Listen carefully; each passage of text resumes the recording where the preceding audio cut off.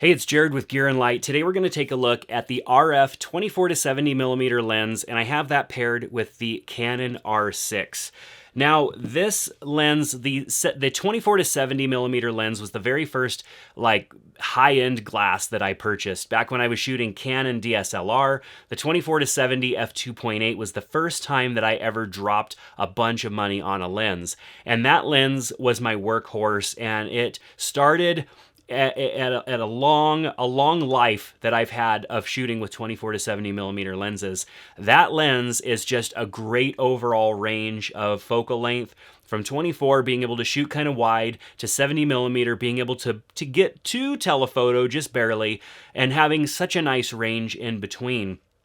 I was shooting a lot of weddings at the time, and that is just an all-around great lens for when you need wide shots and you need more close-up shots.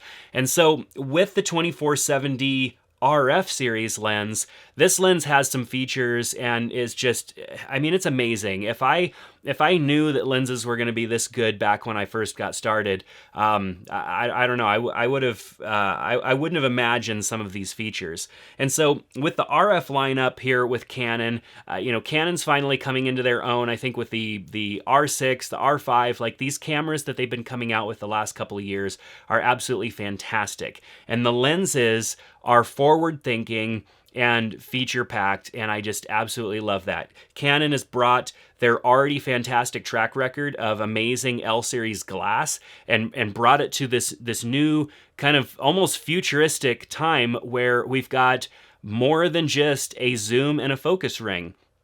And we also have just amazing build quality in construction and very ergonomic lenses. And so with the 24 to 70 on this camera, being that I'm more primarily of a Sony shooter now, and I've gotten used to what Sony has done with the 2470 G Master lens, I'm really happy with what Canon has done with this RF series. So I'm gonna talk a little bit about this lens and what I enjoy about this lens, and then we're gonna talk about some of the photos that I captured.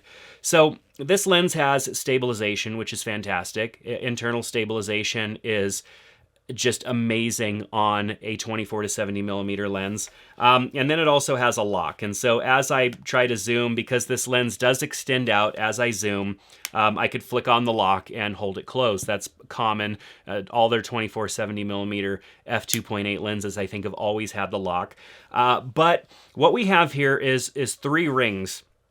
We have our zoom, we have our focus, and we also have a third digital programmable ring that I use for adjusting ISO. And this is very forward thinking. I shoot with my hand on the barrel of the camera, so my hand is on the barrel, and my other hand is on the right grip of the camera, and I'm able to adjust things on the camera with where my thumb and my index finger can go.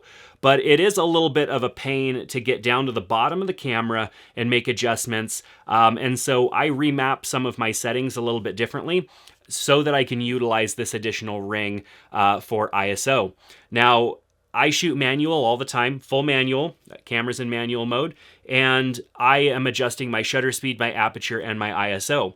My shutter speed typically is going to be fixed based on what I'm shooting, and my aperture is going to control yes, the amount of light that's coming into the camera, but also the look that I'm going for, how much depth of field. And so really the ISO is what's going to help me get to my exposure, and having good access to the ISO to where I can be framed up and just composed and looking into my shot, and then just kind of rocking the ISO forward or backwards to get that exposure exactly where I need it to be.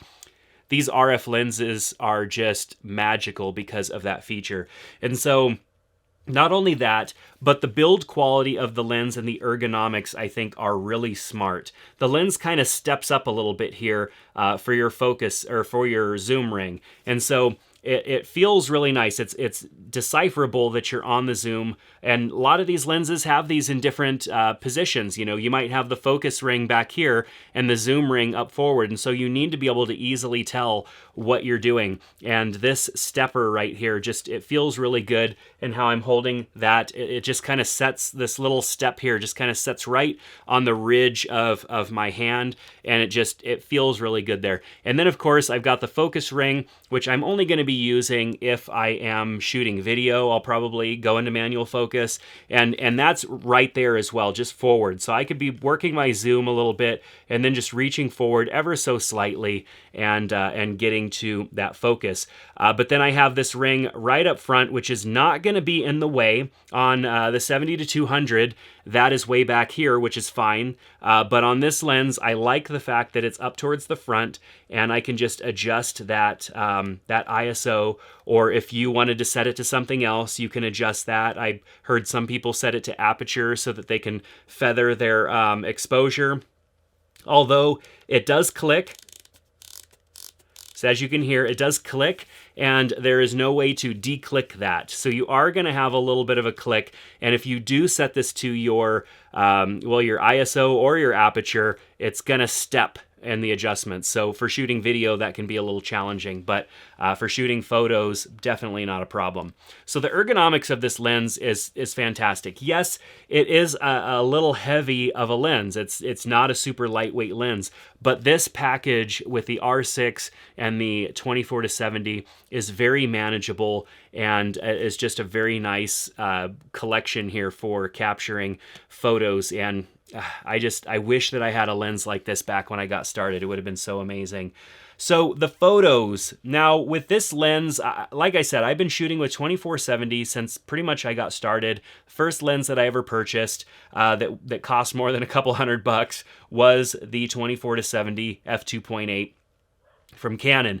And so I've been shooting with that type of lens for a long time, switched over to Sony, and the first lens that I purchased was a 24-70. They only had an f4 at the time. As soon as G Master lenses came out, got that 24-70 G Master, and so I've been shooting with 24-70 for ages, and this lens has the best ergonomics of any 24-70 that I've ever shot with, and I even had the opportunity to shoot with Nikon's Z line for a while, and that 24-70 doesn't even feel as good as this. So ergonomics aside, features aside, what kind of images am I able to get? Well, the images that I was able to capture today, I drove out to Glacier National Park. I live about 45 minutes outside of Glacier National Park, and we were able to get a little bit around Glacier on the west side, Apgar area, Lake McDonald, and then just drive down the road a little bit until we got to the lodge, where that's where the gates are closed until the snow melts. But it was a lot of fun. I mean, this lens, it's hard to go prime when you're shooting landscapes. I mean, I love landscapes and I love prime lenses for that, but when you are just kind of going out and about and exploring, you need something with a little bit of a zoom range. And the 24-70 just is a beautiful option for that. And so whether I'm shooting more like shots that are more wider landscape, there's some rocks, there's a little bit of lake, there's some mountains in the background, or if I'm zooming in and trying to get in closer to those mountains to just capture how majestic they are, this lens gives me that flexibility, and the images look absolutely fantastic. So only things that I have to complain about was just the fact that the sky was not very dynamic the day that I was out shooting with this setup. Yesterday, I was down in Lakeside, Montana, alongside Flathead Lake, shooting some images out at the mountains across to the east side of the valley, and then also just some dock images and stuff, and just capturing different photos that I can get with this lens and camera setup, and also shooting with my Sony a7 IV with the 24-70 G Master lens. So if you're interested in comparisons, I've got a good comparison coming for you soon between the R6 and the a7 IV. Both just fantastic cameras, even though this R6 is a little bit older. Absolutely fantastic, and I can't wait to share those thoughts with you guys. But these images, I mean, if I look out on the edges where there's trees, and then, of course, there's no trees in the center of some of these images, but I'm looking at how sharp things are from the edges down into the center of the image. And even when I'm out at 24 millimeters where, you know, things can start to warp, things can start to look soft, very sharp images, especially when my focal plane is more in line with where the edges of the images are in what I captured. And so, of course, some of the images where I'm focused out beyond what's in the foreground along the edges, that's going to be soft because it's just flat out of focus.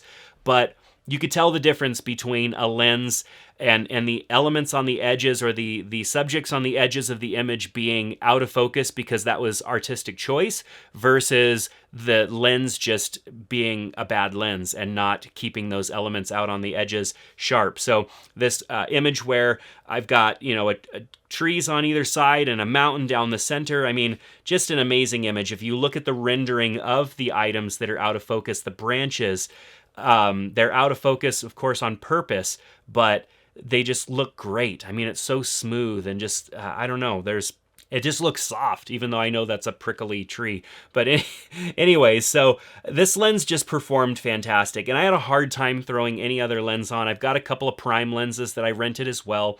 I had a hard time throwing anything else on other than this 24-70 or even the 70-200 because of the versatility that it offers me.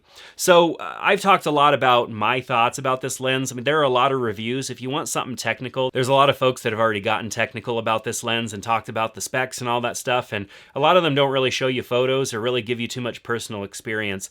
And so for me, I think the personal experience of this lens, being that it's not a cheap lens, it is an expensive lens, at $2,400 US right now. It's not cheap, and so it is a lot to bite off if you're deciding to step up to a lens like this, or perhaps maybe you moved over from DSLR and you have an EF 24-70, but you want the new features that are more more recent on the RF lens lineup. This lens is just great. Focus achieved immediately. Just everything is super sharp. Yes, it's a $2,400 lens, but it is an L series lens, and it is the RF mount, which means it's going to cost a little bit more money. But for me, this lens is a must in my camera bag. If I was to switch back over to Canon and shoot Canon again, this would be one of the first lenses that I purchased before I even started purchasing primes, because the 24-70, in my opinion, is a must-own lens for photographers and even those who are shooting video as well. So those are my thoughts on the RF 24-70 millimeter f2.8 L series lens. I've got my review of the R6, my full review coming soon. I'm also got the comparison video coming soon. I have a couple of other lenses that I have also rented and been using these last couple of weeks with this camera, and so I look forward to sharing my thoughts on those lenses with you as well as we discuss more of this RF lens lineup. So thanks so much for being here and watching this video. I hope you enjoyed it. If you did, give it a thumbs up and subscribe to the channel so you could be notified when I put out new video content that I just shared with you a couple of seconds ago. So thanks for being here. Have a great day, and I'll see you in the next one. Take care.